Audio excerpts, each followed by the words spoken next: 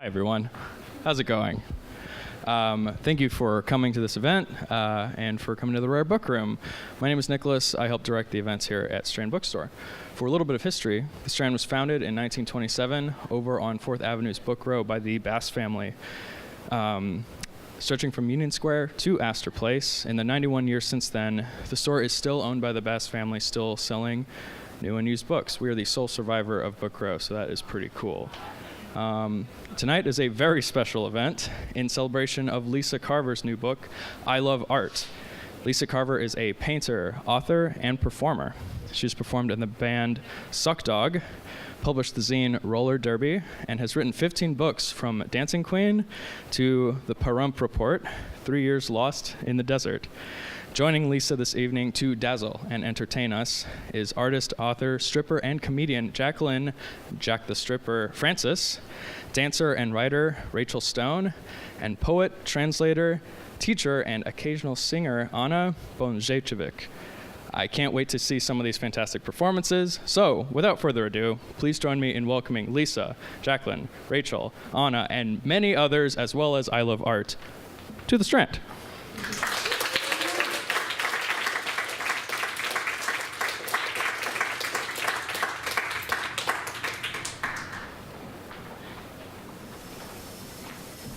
So it's the first ever performance of Killer Dentist. Whoa!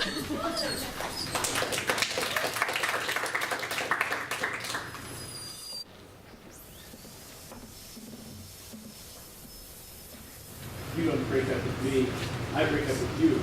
You have some serious issues. And you'll never be a dentist. Who do I gotta kill around here to get an oral exam? Smell my contact lens. Does that smell like anything to you? It smells like hairspray. Was it hairspray? Or was it a liquid murder weapon lurking invisibly on a contact lens? Look, you're my brother. If you tell me you're innocent, I'll believe you.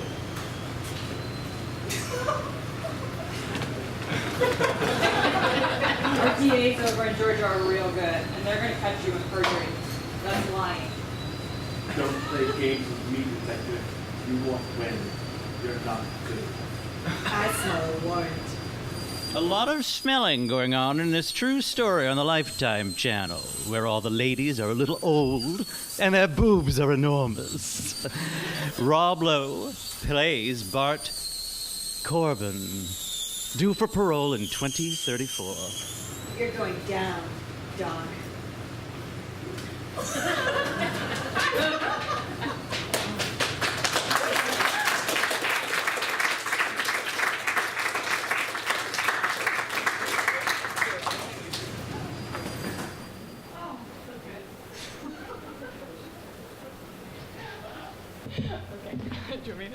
Okay, next up we're going to have some poems from Anna Bonječević.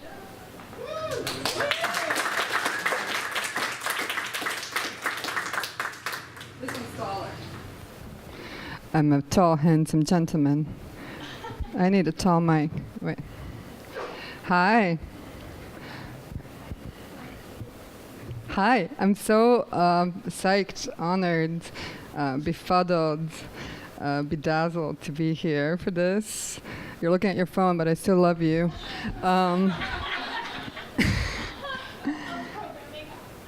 This is exactly what you're supposed to do when you're the star. Okay, can you hear me? There's like a ambient buzz. Yes. This is called Blessing. A white stag came up to me and said, "You'll never be an artist." I said, "Thank you. Thank you." Oh, this is from a really cool jazz bar in Paris. You should go there.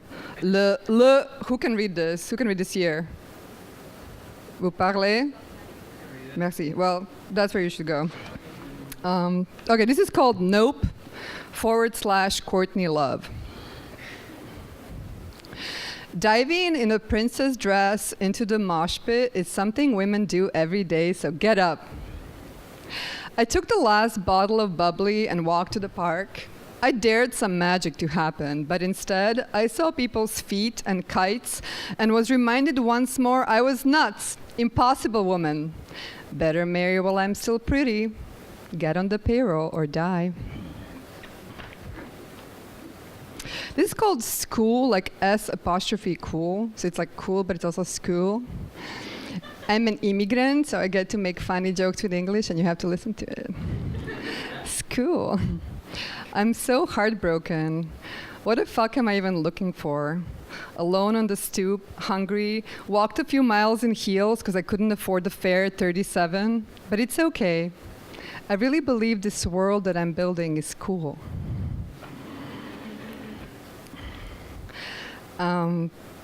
This is a new, this is a poem called JOMO, Joy of Missing Out, which just became a word in the dictionary. So I'm gonna read some from this, and this is some new stuff.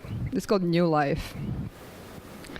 I think about it every day, to just leave and start life among some other people in a little town somewhere in the middle of America. I would tell them my name was whatever, think of some random name and say it. Which one was that? Rebecca, okay.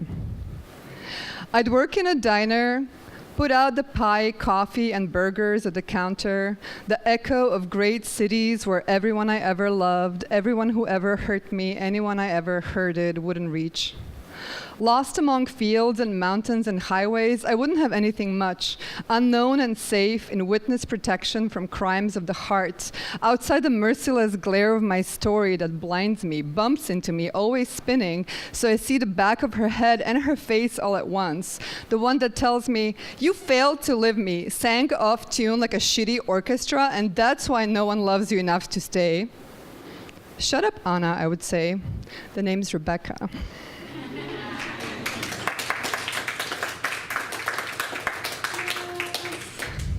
Do you ever want to leave? I've been here for over 20 years, so this fantasy has remained just that. But here's one more New York poem, Island.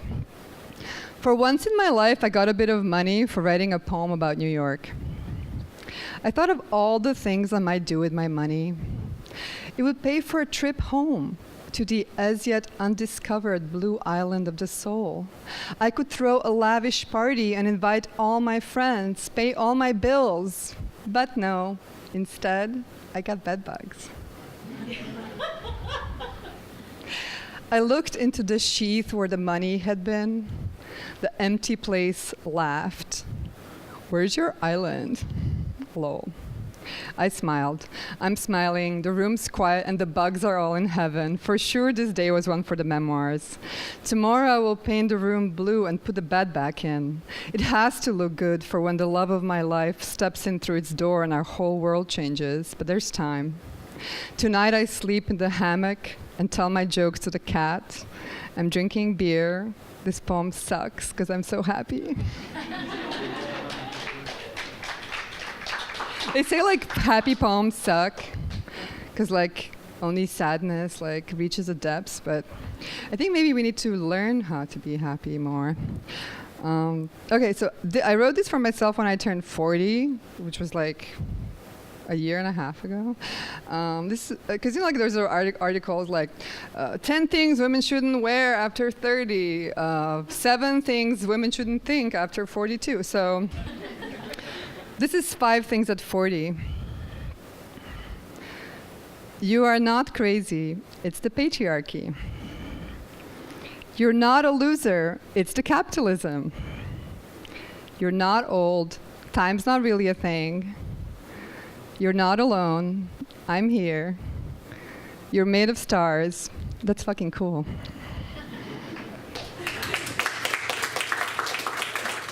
I love how you clap after every poem. I love it. Clap, clap, clap. Okay, I think I'm going to do 2 more. Is there anything else in here that I want to do? There's a really serious poem. I could do a really serious one and then a really not serious one. How about that? Does that sound good? Well, actually, this is not serious, but I'm going to read it anyway. It's called Santa Mania. This book is kind of about bipolar. This is the happy part of bipolar. The part where we get to not have to buy cocaine. Santa Mania. Mania, my sweetest nectar, don't leave me. I was walking in the sun, listening to Lana. I was here before my birth, and here I remain, dreaming intensely with great plans to live and die. Do I really have to? I guess it doesn't matter. I'm here, and I like to fuck. And the last one. So this is after William Carlos Williams' poem that's called This Is Just to Say. You know that poem about plums and whatnot? This is called This Is to Say, tits for short. Sand taught people they could never hold onto anything, but tits taught them it's still worth trying. Thank you.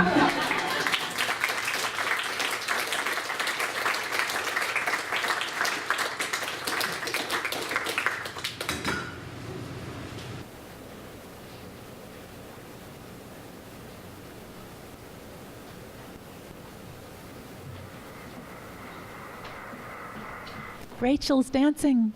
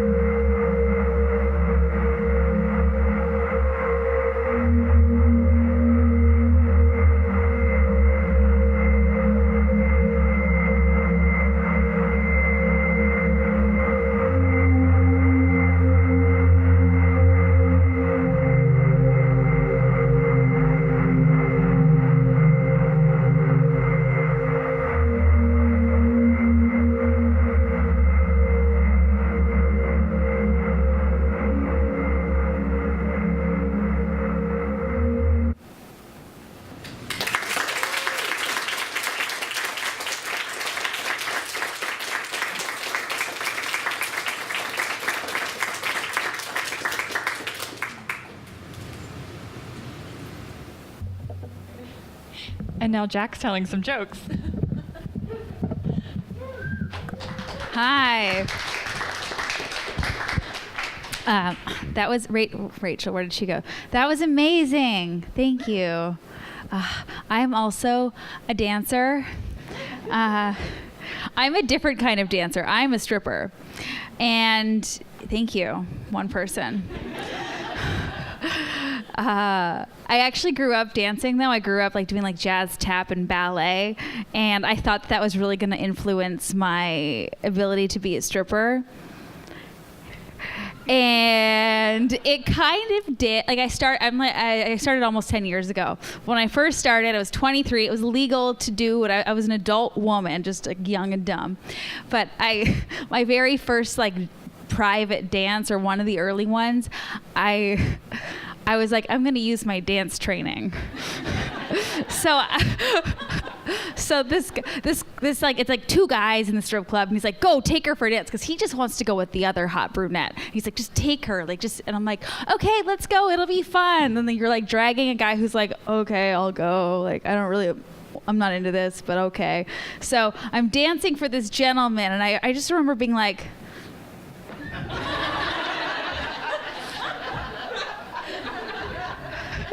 and I just remember like turning around, and he got up and he was like, he was like my dad's age, you know? And he was like, I think I just looked really, I don't know. He just said, you shouldn't be here. And now that I'm telling the joke, it's like, should I not? I thought he thought I was too young. But now I just think he was telling me that I'm a terrible dancer. And I just remember like, whatever, I just got paid, and he left. Like, I didn't think much of it, but now actually 10 years later, I'm having all these questions, like maybe I wasn't meant to do this, but too late. Yeah, I've been doing it a while. I enjoy it. I still love it. You know, not every day is great, but this is a good job for me. You know, I really like getting naked for money, for specifically. I don't enjoy getting naked for free. Where's the control? I don't have any of it. So it's really, it works, you know? It doesn't work for everyone, but it works for me. And I also do this comedy thing, because you can't be a sex worker without a sense of humor. You'll die. So I like telling jokes. It's really fun. Comedians, though, are such an interesting group of people. Well, I'll just give you an example. So I'm waiting at the bar to tell my jokes on the stage, and my stage name is Jacq the Stripper, so surprise, that's what I do. And this other comedian, he's like, you're a stripper, huh? You know, I used to hang out with a bunch of strippers in the 90s. They were so cool, because, like, they were strippers, but they were people. What? Oh, man, I know. I mean, I hate when I pay $20 for cover, $5 check my coat, $14.99 for a watered-down Bud Light, and I get to the stage and they're all fucking holograms. You're so lucky you got to hang out with those people strippers in the 90s. And he's like, so you must hate men. I'm like, no, just the cheap ones.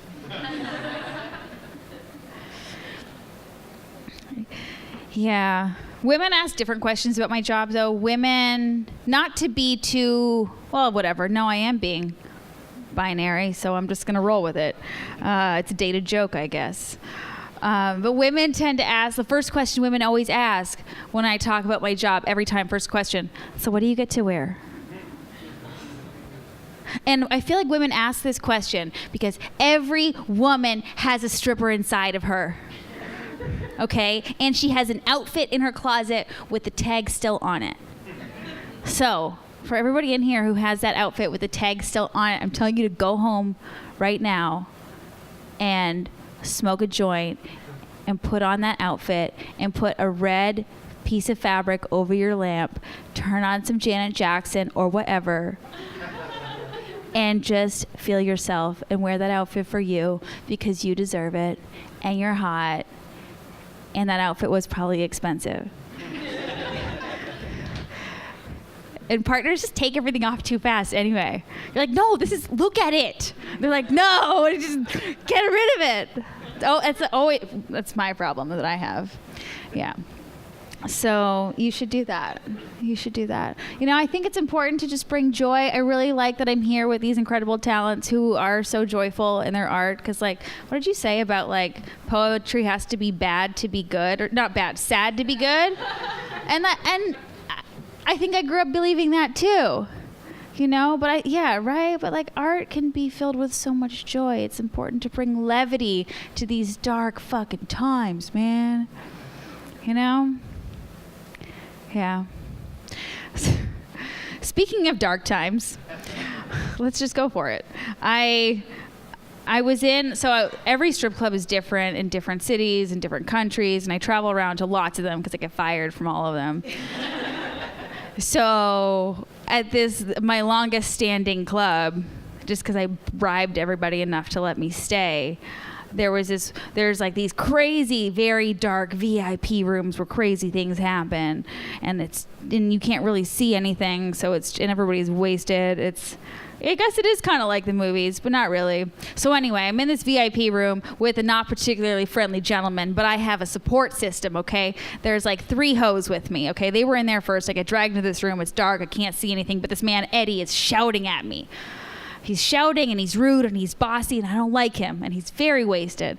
And so something happens to Eddie. I'm not sure. It's dark. I can't see. I hear a glass crash, and then suddenly somebody's like, there's like little, there's these little things that illuminate in strip clubs. They're like those fake candles, but it's like a menu. It's like, buy this $1,500 bottle of champagne because it's the only light you can see. So we're holding up this little like flashlight advertisement, and Eddie's bleeding everywhere, okay? And I'm like, we have to get this man to the hospital. When you're really messed up, you bleed more, faster, harder, everywhere because your blood's thin, right? I'm like, oh my God, we have to go. We have to do this. But the alpha in the room, I am obviously not the alpha, okay? The alpha is this like 4'8" Brazilian woman by the name of Capri. With this like blonde hair and this like sales girl smile and these rock hard tits, and she goes, shh, get it together.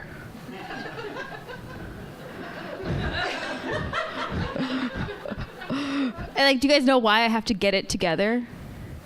Okay, because we haven't been paid yet. Okay, I mean right? We haven't gotten our tip.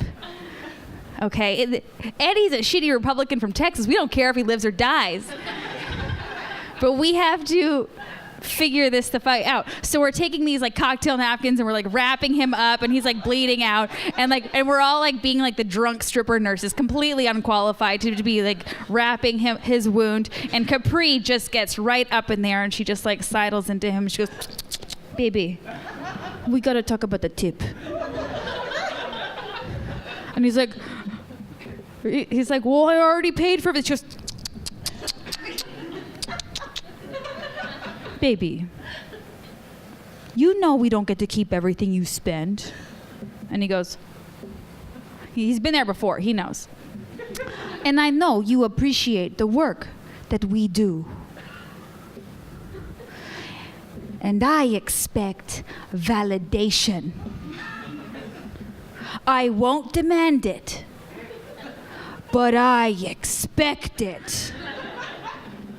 And I have very high expectations of you, my blue-eyed captain. She closed the sale. It was beautiful. I paid my rent. Thank you, Capri. I didn't do anything. I was what you call a dead weight in that situation. And everyone has their time doing that, and that was my turn. It was my turn to be the dead weight. And I am passing on the blessing of validation. Validate anybody who is underpaid, which is pretty much everybody in this city who's serving you anything. So tip her, throw money. So I really appreciate, Charlotte, you called me a human ray of sunshine, because that's how I identify personally.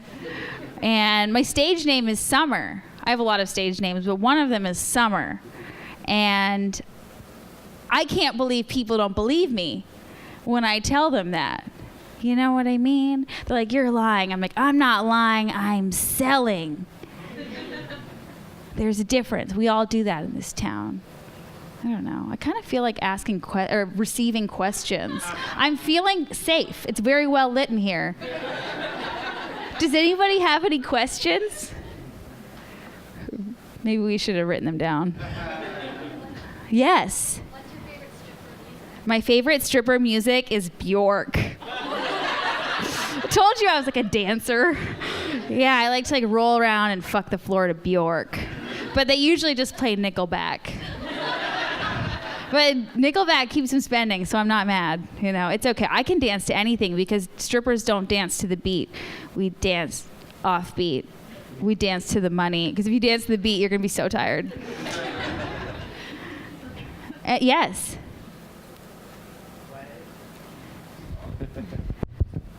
I can project. What is your favorite strip club to go to if you're a dyke patronizing a strip club?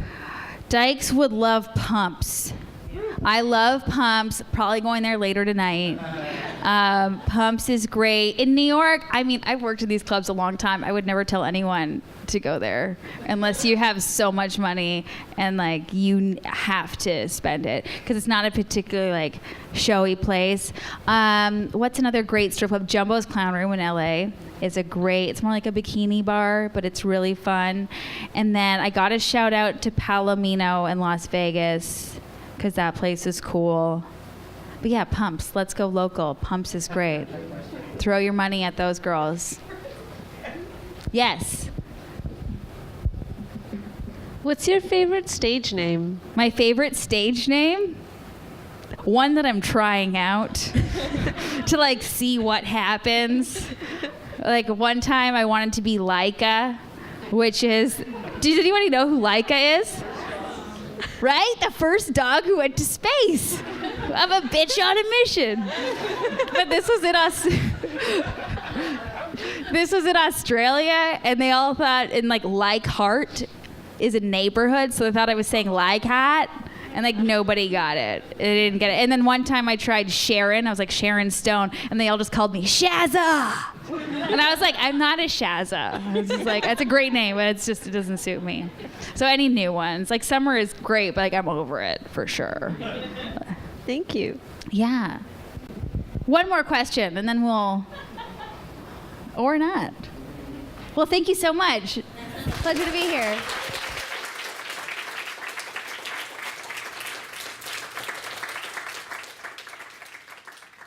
Thank you for coming. Now we're going to present the final skit of the evening, which is Killer Weremonkey.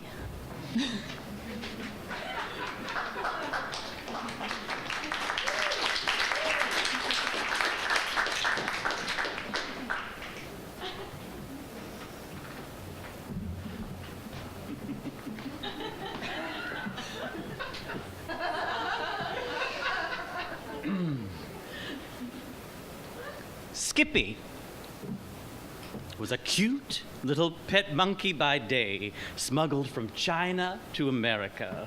But as night touched down on the wings of the plane transporting him, Skippy transformed into a gargoyle-like weremonkey. He killed the other smuggled animals, the co-pilot, and upon landing, the pilot too.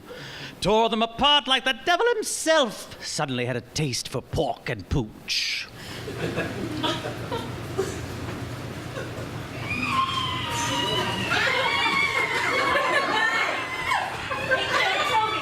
Somebody shoot that monkey!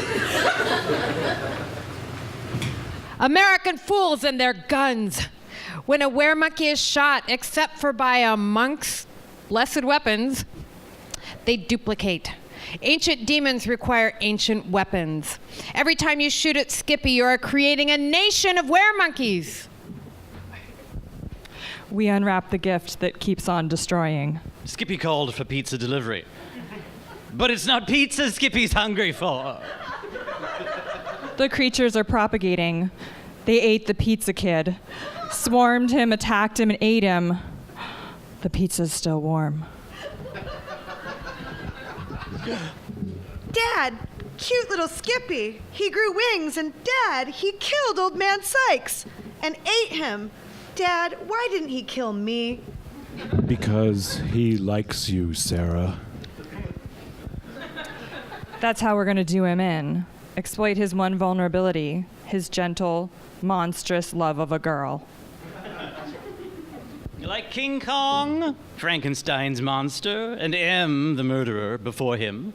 Skippy went willingly upstairs, straight into the trap the Chinese monks set up in the girl's bedroom.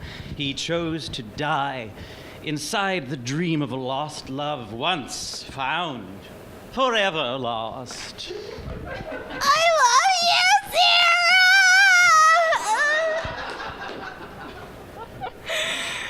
I'll never shake the memory of that final look of resigned betrayal in his little were-monkey eyes. No more monkey business. And scene.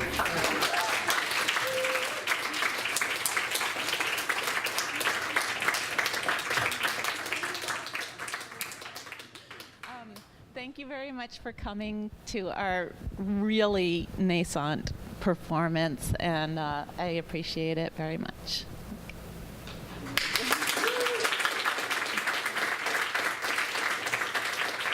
Oh, also, and thank you so much to the other performers. It was really wonderful for me because I'm living in a, nothingness, and it was really beautiful. I thought I was going to cry when at the dance, because nobody moves in Pahrump.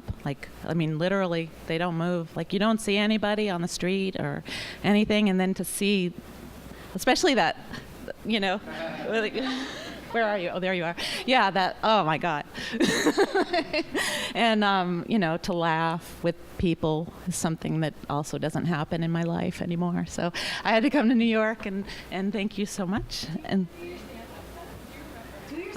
oh God, no.